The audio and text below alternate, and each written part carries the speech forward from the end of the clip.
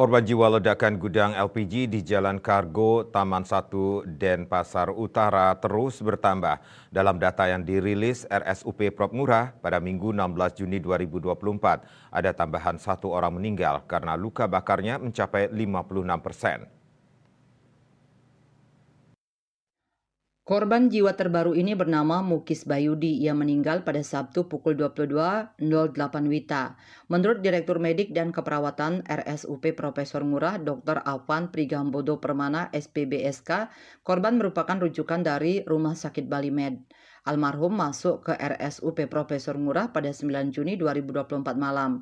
Dengan kematian seorang korban lagi, RSUP Profesor Ngurah melaporkan sebanyak 12 orang meninggal karena kebakaran gudang LPG itu.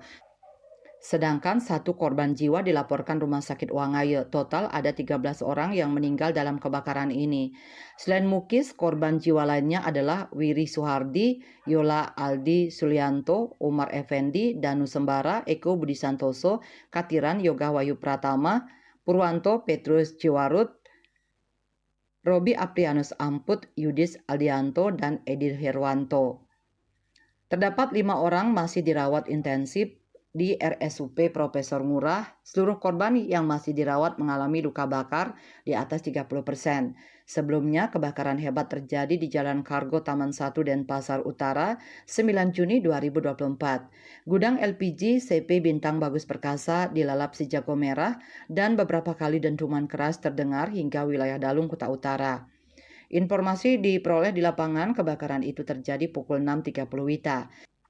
Terbakarnya gudang berisi puluhan tabung gas tersebut menimbulkan api membubung tinggi disertai asap hitam pekat. Data kepolisian menyebutkan ada 18 korban luka bakar akibat peristiwa ini.